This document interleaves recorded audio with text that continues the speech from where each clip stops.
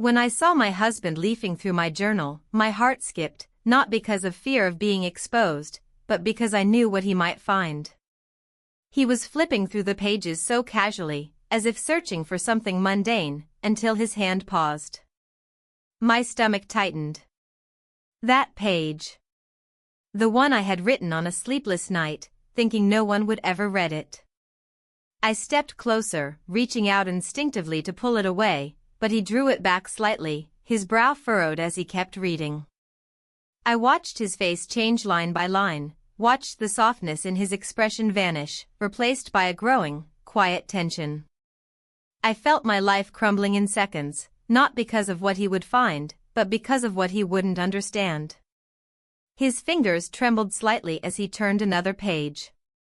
He was about to reach the entry that would destroy the last fragile illusion of our life together. The single paragraph that explained everything, and yet explained nothing.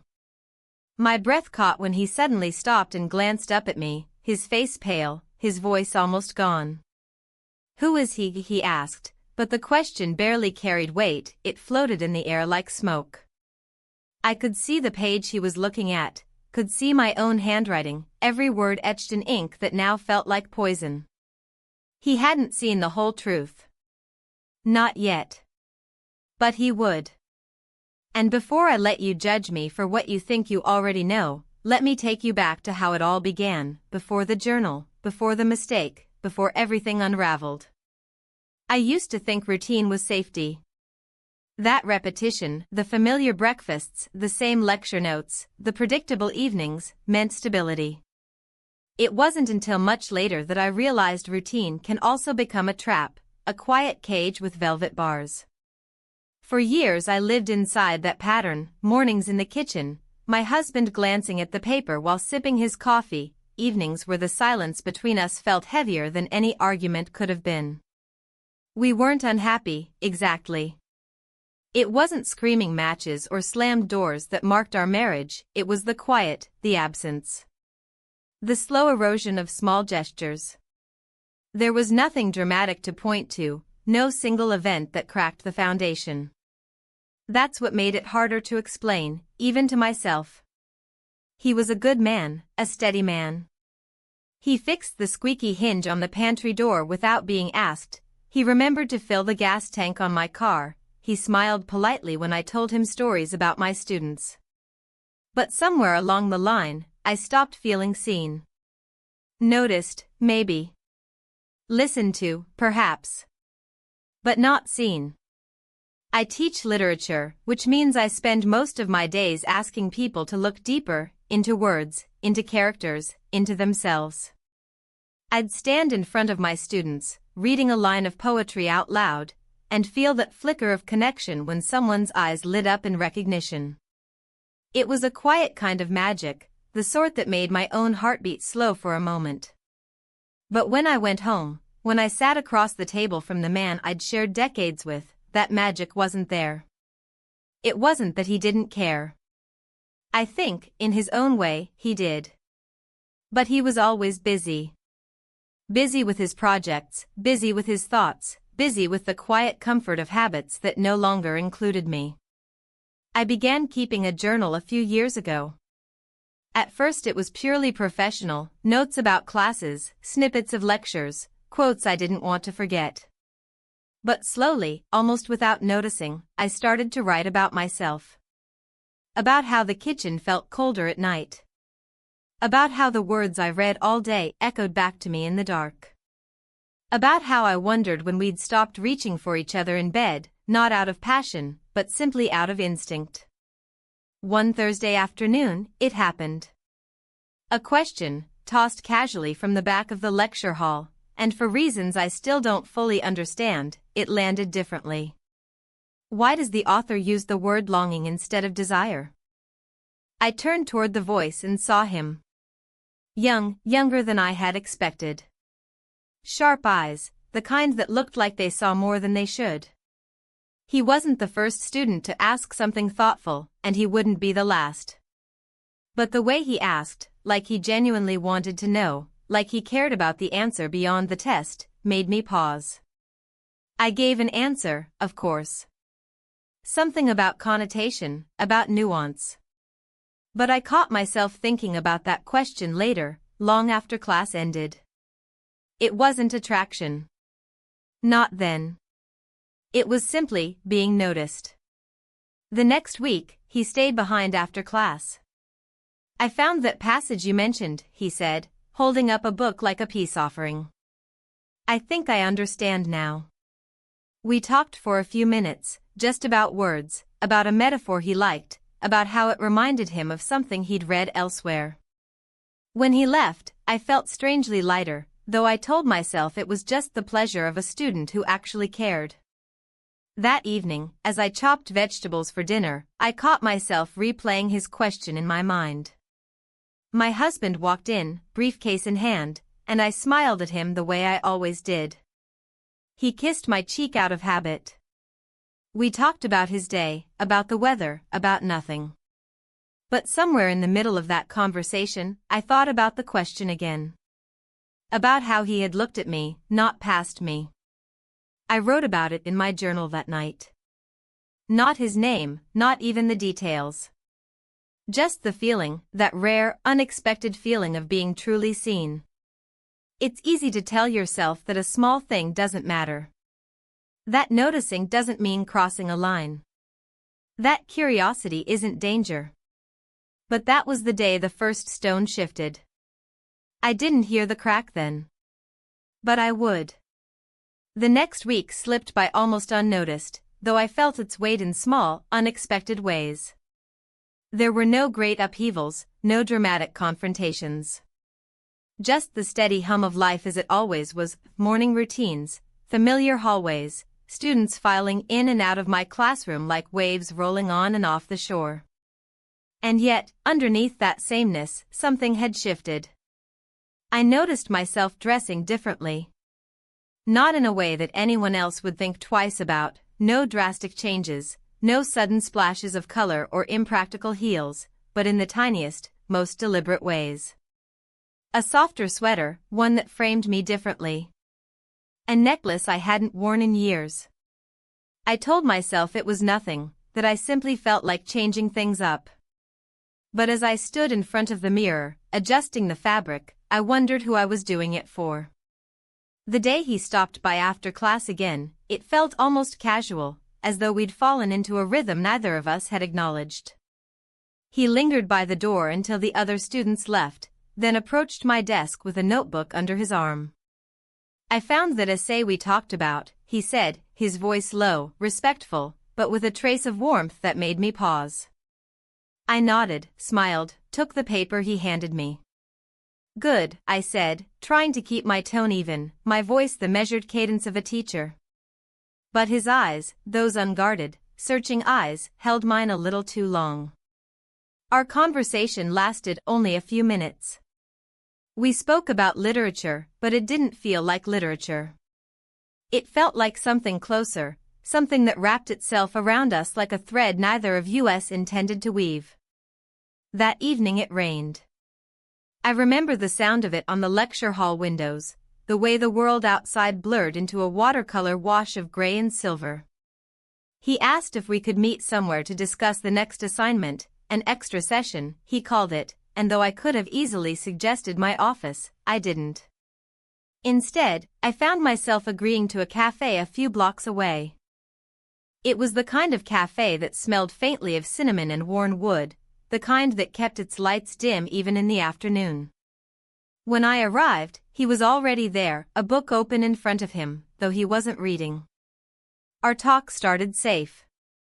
Passages from a novel, his interpretation of a character, my questions about his argument.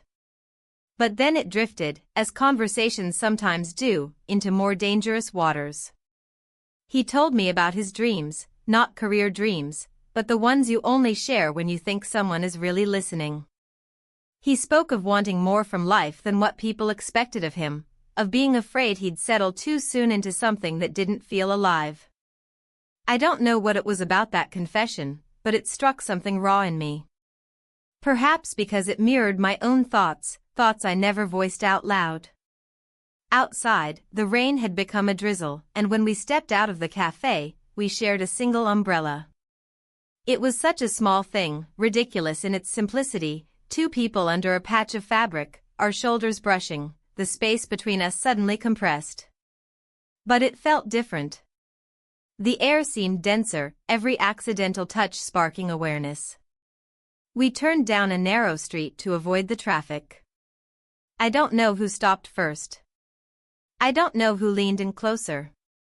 All I know is that there was a moment, one breath too long, one heartbeat too loud, and then we kissed.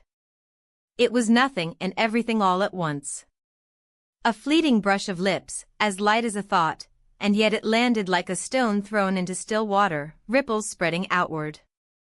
The silence afterward was unbearable. We both stepped back, almost in sync, like dancers retreating from an unplanned move. He opened his mouth as if to speak, then closed it again. I managed a whisper of something we shouldn't, but the words felt hollow even as I said them. The walk home blurred. I don't remember the streets, the traffic lights, or the sound of the rain now turned into mist. All I remember was the taste of guilt already forming, and beneath it, something worse, the undeniable knowledge that I hadn't wanted to stop. When I walked through the front door, the house felt strangely unfamiliar, as if I'd returned from another country. My husband was in the kitchen, scrolling on his phone, his glasses perched low on his nose. "You're late," he said, without accusation, just an observation. "Traffic," I replied, and the word felt heavy on my tongue. I watched him for a long moment. The curve of his shoulders, the way his hair had thinned over the years, the steadiness of him. And I wondered, with a kind of hollow ache, why steadiness suddenly felt like a weight instead of an anchor. That night, I sat at my desk with my journal open.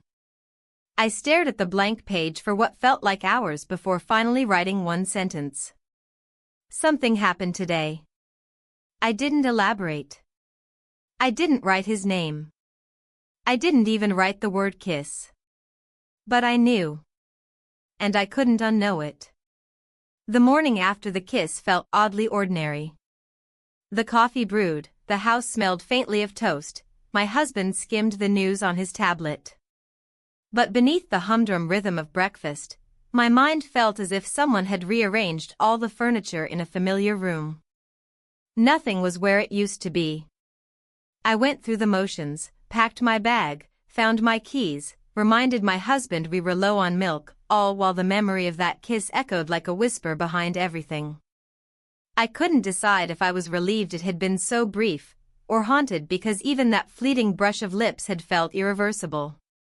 At the university, the lecture hall looked the same, smelled the same, chalk dust, faint coffee from a thermos someone always brought, pages turning. But I walked in feeling like my shadow had grown heavier. I told myself I would keep distance. I repeated it in my mind like a mantra, distance, distance, distance. But when I saw him, already sitting in the front row with his notebook open, that mantra dissolved. He didn't smile, not fully, but there was something in his eyes, a quiet acknowledgement, a question left unasked. I turned to the blackboard, forcing my voice into its usual steady rhythm. I spoke about narrative structure and unreliable narrators, anything to keep the day normal, but my own words felt like a test I couldn't pass. After class, I tried to leave quickly, avoiding the casual conversations students sometimes strike up. But he waited, not obviously, not in a way anyone else would notice. Just a lingering stillness near the door until the last student left. "I brought you something," he said, his tone careful, as if testing how far the air between us could stretch before snapping. From his bag, he pulled out a small, weathered book.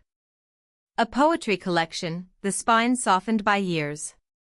I found it at the used bookstore downtown. It reminded me of what we talked about. I stared at the book, my fingers brushing the cover when I took it. The gesture was simple, almost innocent, but I felt the weight of it more than I should have. "Thank you," I said. Just 2 words, but they felt too full. He nodded and left. No lingering, no attempt at anything else. But the space he left behind in my office felt like an echo that wouldn't fade. That evening, when I got home, my husband asked about my day the way he always did. I answered the way I always did. Busy, I said, setting down my bag, hanging up my coat. He didn't notice the book in my bag. He didn't notice that I left my journal open on my desk, writing furiously that night, filling pages with thoughts that made no sense and yet made perfect sense to me. I wrote about how nothing had happened, not really. But how nothing felt like everything. I wrote about the way the book smelled faintly of dust in another life, about how my fingers lingered on the cover longer than they should have. I told myself these were just details, that writing them down would drain them of power. But instead, they rooted deeper. The following day, I carried the book with me to class. I shouldn't have, but I did. It sat on my desk like a quiet secret. He noticed, of course. He didn't say anything, just glanced at it, then at me. That look felt like a conversation we weren't having out loud. I began to notice the smallest things, how he tilted his head when listening, how he fidgeted with his pen when thinking, how he lingered just long enough to suggest he wasn't quite ready to leave. Each night, I promised myself I would close the door on this, mentally, emotionally, whatever door needed closing. And each morning, the door was still ajar. By Friday, the tension had become a thread I couldn't untangle. I stayed late in my office, grading papers long after most people had gone. The building was quieter than usual, its halls hollow with evening.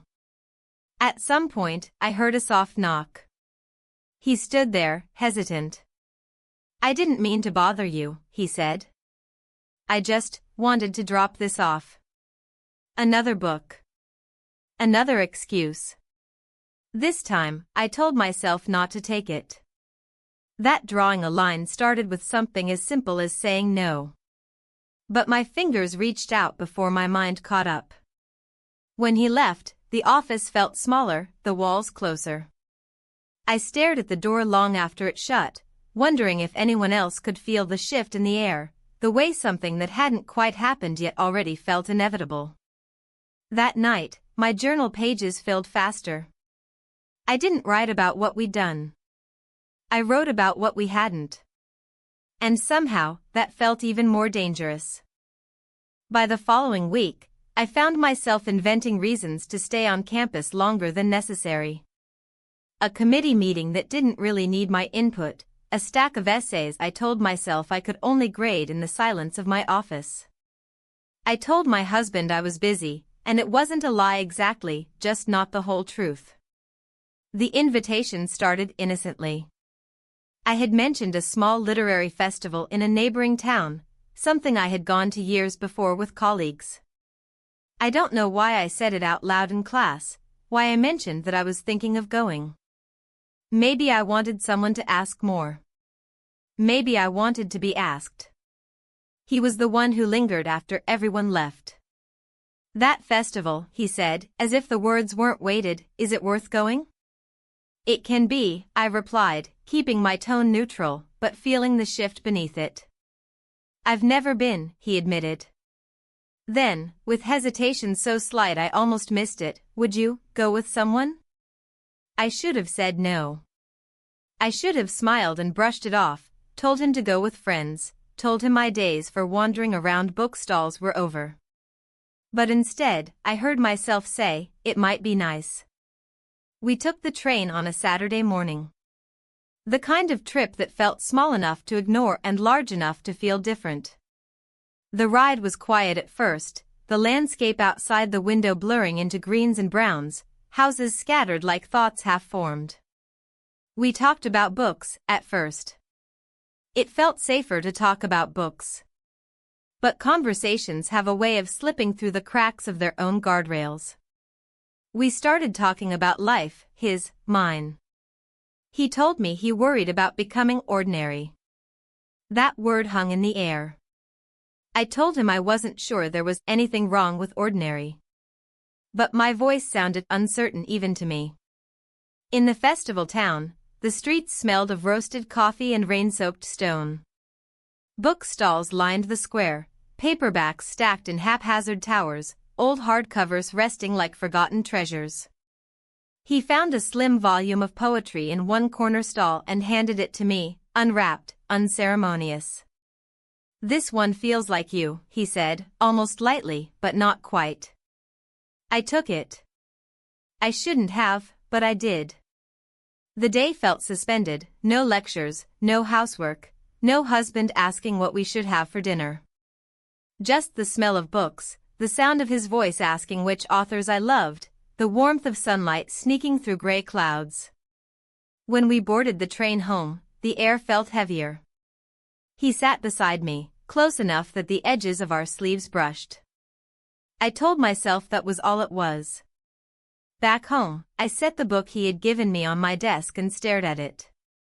It looked harmless, just pages and a cover, but it felt like a key to a door I hadn't decided to open. My husband asked about the trip. He didn't sound suspicious, just curious. "Was it good?" he asked. "Yes," I said, and it was true, but not in the way he thought. That night, I wrote for hours. The words spilled faster than I could shape them, filling pages with half-formed confessions and metaphors I didn't mean to write.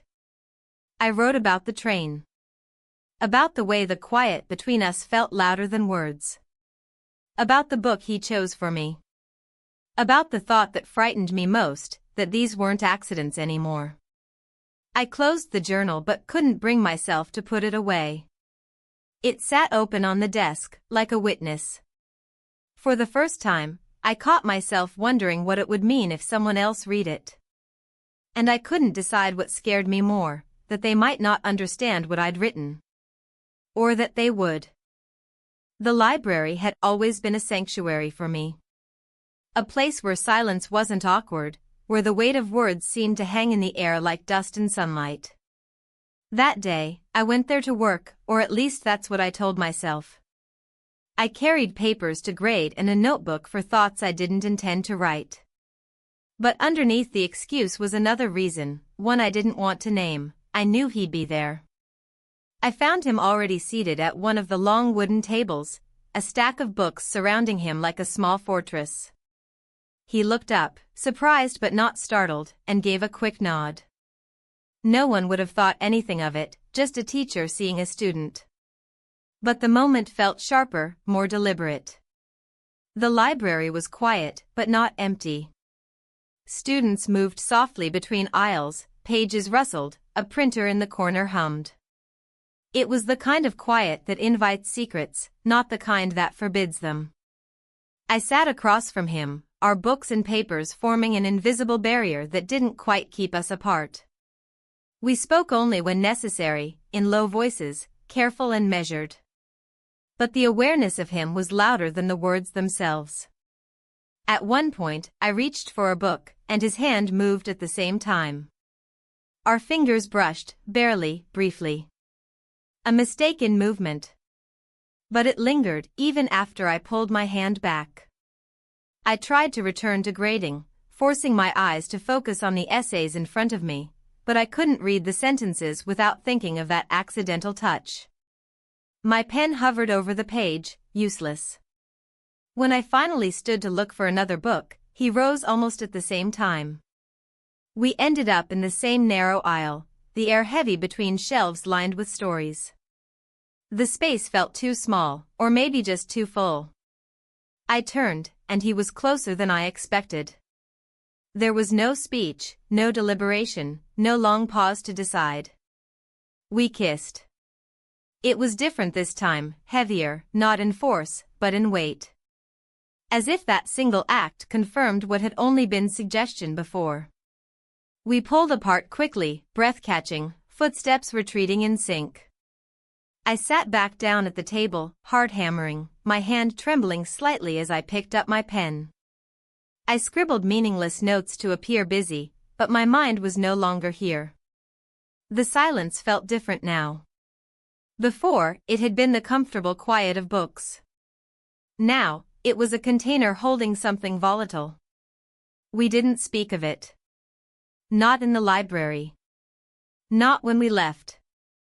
We gathered our things, nodded politely as if nothing had happened, and walked out into the fading afternoon light. I drove home in a fog, barely remembering the turns I took, the streets I passed. My husband was already there, chopping vegetables for dinner. He looked up, smiled, asked about my day. It was fine, I said, my voice steady, too steady. I set my bag down on the chair, feeling the weight of everything inside it, the papers, the books, the journal I couldn't stop filling. Later that night, when the house was quiet, I opened that journal again. I wrote about the aisle between the shelves, about how the fluorescent light hummed above us, about the fact that I couldn't even recall which book I had been looking for when it happened. I wrote the words without writing the word itself. I didn't need to. The pages already knew. And as I sat there, pen in hand, I realized something terrifying. It wasn't the kiss that frightened me anymore. It was how much I wanted to pretend it hadn't happened, while knowing, with a kind of hollow ache, that I couldn't. The week after the library felt like walking across a sheet of glass, knowing each step could crack it. I carried on with my routine, lectures, office hours, grocery lists, but everything underneath felt brittle. Every time I opened my journal, I hesitated. The pages were no longer just a place for thoughts, they had become evidence of something I didn't fully understand myself. My husband noticed changes, even if he didn't name them. He'd glance up from his tablet during dinner and watch me for a moment too long, like he was searching for a clue in my face. I would smile, ask about his day, refill his glass of water. We performed our small rituals, but the silences in between felt sharper, almost like they could cut. At work, I became hyper-aware of every glance, every word. I told myself to keep a professional distance, to rebuild whatever boundaries had been eroded. I rearranged office hours, sat behind my desk instead of beside it, kept my tone clipped and deliberate. But intentions have a way of unraveling under the smallest strain. One afternoon, I overheard a colleague make an offhand remark as we passed in the hallway. "You've got that one student always hanging around your office, don't you?" She said it with a smile, no malice behind it, but my chest tightened all the same. I muttered something neutral back and kept walking, my pulse louder than her words. In my office, I stared at the stack of papers on my desk, but all I could think about was how quickly something private could become public. How easily a few sideways comments could become questions, and questions could become suspicion. I told myself I needed to stop responding to his messages so quickly. I told myself I would only write back when it was strictly necessary. But at night, when my phone lit up on the table with a short, harmless note, *, "Did you see that article you mentioned in class, *, I found my fingers answering before my better judgment caught up. The messages weren't explicit. They weren't even inappropriate on the surface. But there was an undertone in every exchange, a shared knowledge threaded through words that seemed ordinary to anyone else. By Friday, I couldn't ignore the tension anymore. It had become something tangible, a presence that followed me into every room. That evening, I stayed later than usual in my office, telling myself I had to finish grading before the weekend. The corridors were quiet, the sound of footsteps echoing far away. When I finally packed up, the sky outside was dimming. I turned off the desk lamp, reached for my coat, and then there was a soft knock. He stood at the door, the hall light behind him casting a faint outline. He wasn't smiling, not quite, but there was a steadiness in his eyes. "I didn't mean to interrupt," he said quietly. "I just thought you might still be here." I should have said I was leaving. That it wasn't a good time. That the conversation could wait. Instead, I opened the door wider. He didn't step in right away. He stayed in the threshold for a moment, as if weighing the choice, and then crossed into the room.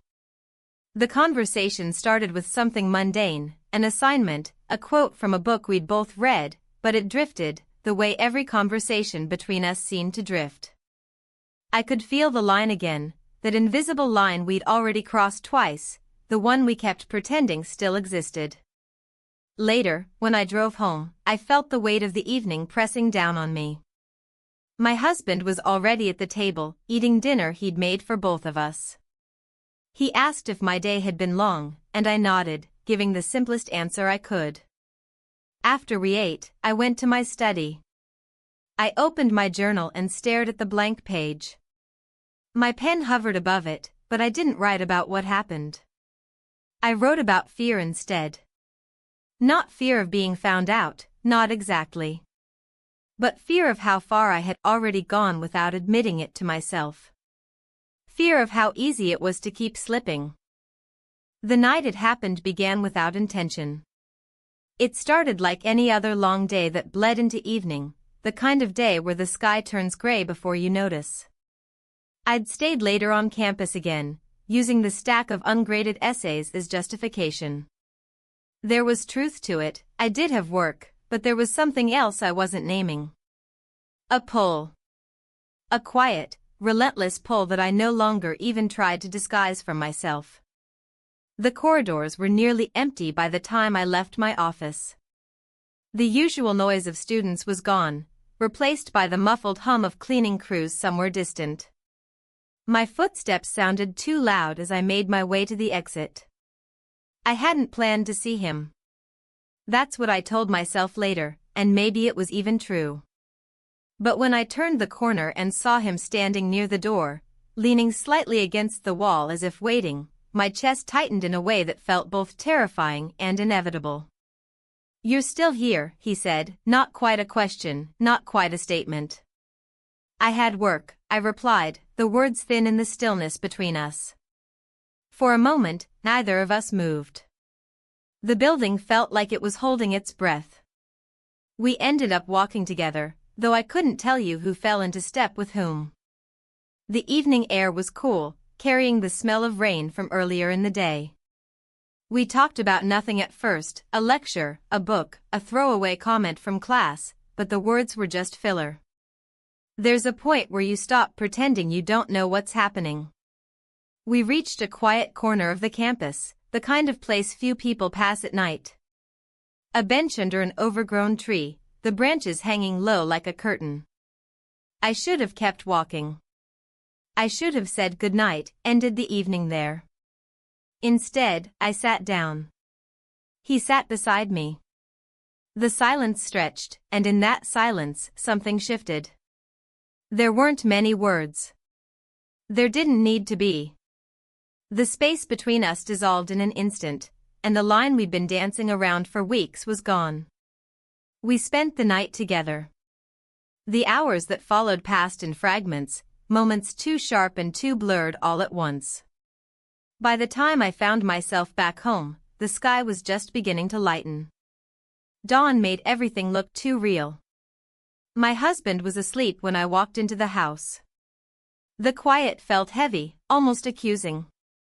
I showered, trying to wash the night off me, but there are things water can't erase. When I sat at my desk later that morning, my journal was waiting. I opened it, stared at the blank page. I didn't write about what had happened. Not directly. I wrote about the feeling of standing on a ledge and stepping forward without looking down. I wrote about how some lines, once crossed, don't exist anymore. And I wrote about fear, not of being discovered, not even of judgment. But of myself. Of how easy it had been. The morning after that night felt like waking up in a different version of my life, one that looked the same on the surface but felt foreign in every corner. I moved through the house quietly, almost afraid to disturb the air. My husband was already in the kitchen, pouring coffee like any other day, the routine so familiar it almost made me dizzy.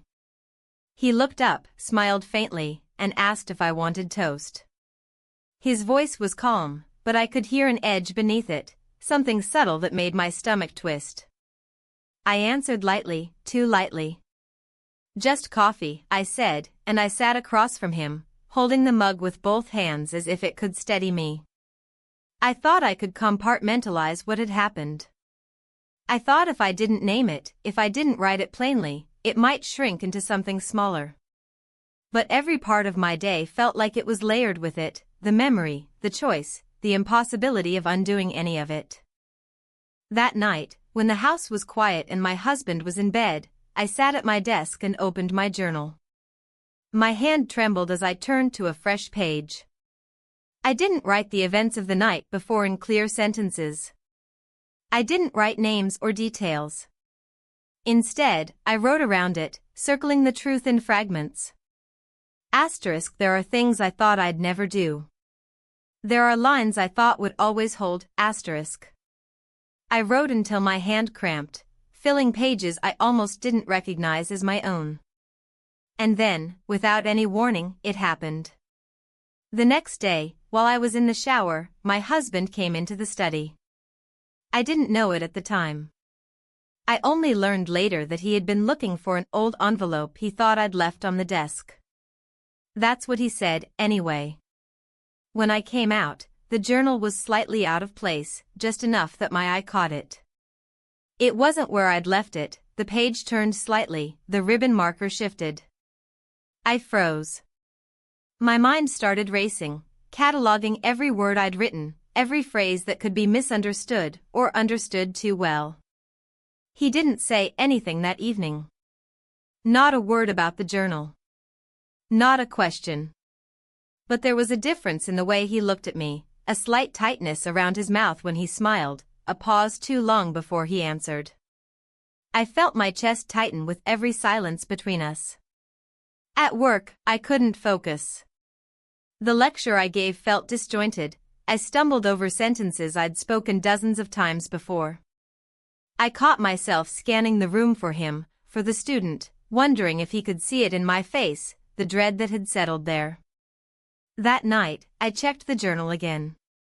I read the entries as if through someone else's eyes, wondering what they would make of the half-confessions, the broken thoughts, the things I'd written in the safety of thinking they would never be seen. The thought of him, my husband, reading those words felt like the ground shifting beneath me. I tried to ask casually, over dinner, if he'd been in my study. He shrugged, his eyes not meeting mine. I was looking for stamps, he said, his voice even. He didn't say anything else. And somehow, that quiet felt louder than any accusation could have been. I washed the dishes that night with hands that wouldn't stop shaking. Later, I sat at my desk, staring at the journal, wondering if I should hide it. Or destroy it. Or write more, as if more words could somehow make the ones already there mean less. But I didn't do any of those things. I just sat there, pen poised, thinking of the night that couldn't be erased and the pages that couldn't be taken back. And for the first time, I began to wonder if the truth wasn't just waiting to be discovered, but already known. The day he finally spoke about the journal felt like the moment before a storm, the air too still, the silence too heavy. I had been waiting for it, even when I told myself I wasn't. Every glance across the dinner table, every pause before he answered, every quiet evening where words were scarce, I had been waiting. It was after dinner. The dishes were stacked by the sink, the smell of garlic still hanging in the air. I was drying my hands when I turned and saw him standing in the doorway. He wasn't holding the journal, but he didn't need to. The look on his face told me enough. I read it, he said. Just those 3 words. His voice wasn't loud, but it carried a weight that made my throat close. My mind scrambled to form explanations, to find sentences that could make any of it better, but none came. The truth was too tangled, and the lies were too thin. He stepped further into the kitchen, stopping halfway between me and the table. His hands weren't clenched, his shoulders weren't tight. He looked almost calm, and that calm was worse than anger would have been. Why? The question came out so softly I almost didn't hear it. It wasn't shouted. It wasn't broken. It was simply there, sitting between us like something sharp left on the floor. I opened my mouth, but the words faltered before they formed. "It wasn't supposed to happen," I said finally, and even as I said it, I hated how hollow it sounded. He didn't reply right away. He just looked at me, and in that look, I could see all the quiet calculations he'd been making over the past few days, or maybe weeks. I realized then that this wasn't the first time he'd suspected something was wrong. The journal wasn't a revelation. It was confirmation. He sat down at the table, hands flat on the wood.